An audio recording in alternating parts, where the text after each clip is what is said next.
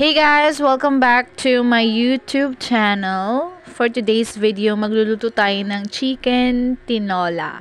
One of my favorite dish na luto ni mama and sa kanya ko rin natutunan. So, yan. Let's go!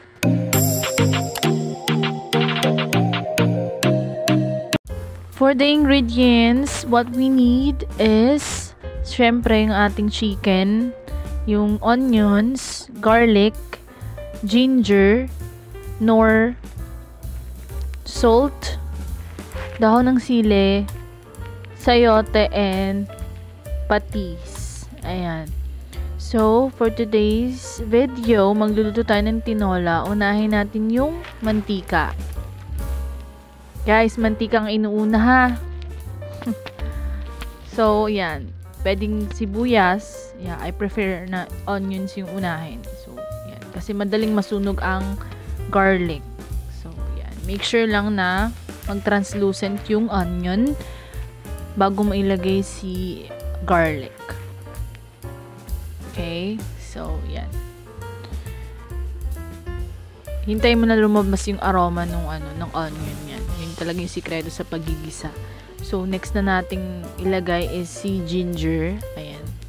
Ginger kasi dapat si ginger is ma-fried. Doon talaga lalabas yung tunay na lasa ng tinola. So, gingery flavor. Ayan. So, make it sure na maging fried siya. Then, add mo na yung garlic. Ayan. Since na-add na lahat, make sure lang na medyo mag-golden brown yung ating mga ingredients para maging mas malasa yung sabaw. Ayan. Gisa-gisa lang, guys. Ayan. Lalabas yung aroma niyan, guys. Promise. Kung naamoy nyo lang talaga, ang bango. Diyan talaga malabas yung yung lasa nung dish natin kapag lumabas yung aroma ng mga ingredients na nilagay natin. So, next na natin dyan is yung ating chicken. Any part, kung anong gusto mong part. Ayan. Mixed part yung kinuha ko. So, yan. I think, more than 1 kilo. Kasi madami siya eh. So, madami kami. Yun. I think almost 2 kilogram tong nabili ko. Since ilalagay natin yung chicken, ang gagawin natin dyan, guys, is, ipa-fried din natin siya. Make sure na medyo mag-brown siya. Browning ang tawag dun, guys. Yun, nag-a-add din siya ng flavor sa chicken tinola. So, yan. Once na ilagay na natin yung ayan. Takpan natin. Tapos, maya-maya, balikan natin, guys. Takpan muna natin para mag-fried yung chicken. Ayan. And then, once na mag-brown na yung side na yun, ilipat naman natin yung kabilang side. Para fried din yung kabila.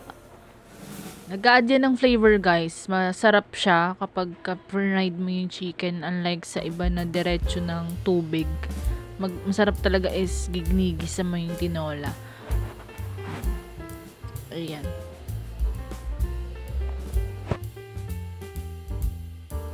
After natin mabaliktad, ayan, takpan muna natin.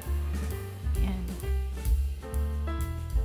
Once na brown na yung chicken natin, pwede na tayong mag-add ng fish sauce. Mag-add din siya ng flavor sa ating chicken tinola. Ayan. And then, pwede din tayong mag-add ng salt. It's up to you kung gusto niyo pa maglagay. Yan. Nag-add ako kasi medyo marami ilalagay kong sabaw. Yan. Tapos yung nor chicken, nilagay ko na din. Hindi ko lang na videohan, guys. Yun. Pampadagdag din siya ng lasa sa ating chicken tinola. Yan. Medyo halo-halo ng onte. Yan. Tapos, add na rin natin yung ating sayote.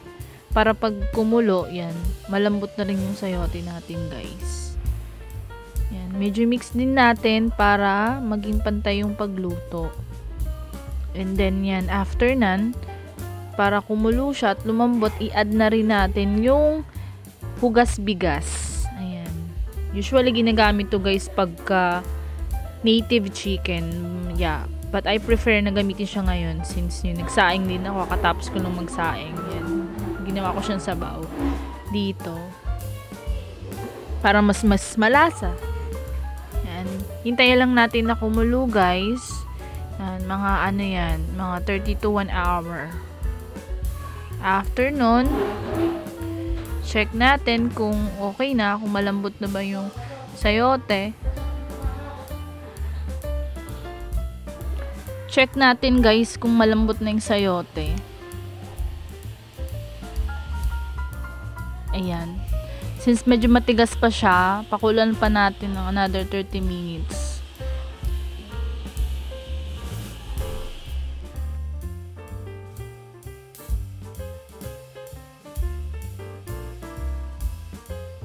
And after 30 minutes, ready na siya, guys. Malambot na yung sayote natin.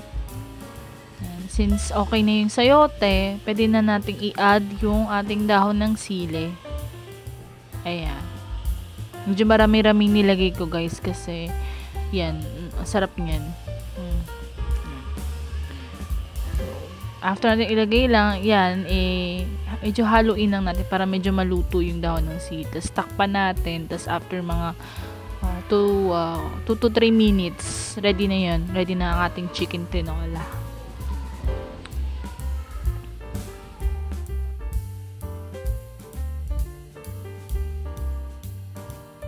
Ito na, guys, ready na ating chicken tinola. Ayan, excited na ako kumain, guys. This is my favorite dish. Ayan, ready na siya. Ayan ang ating chicken tinola with patis na may kalamansi and sili. Ayan, ang sarap, guys. Try nyo, guys. Sarap nito. Ayan ang kumpletong listahan ng ingredients. Hopefully, nagustuhan nyo yung aking video. Don't forget to like, share, comment, and subscribe. Bye-bye!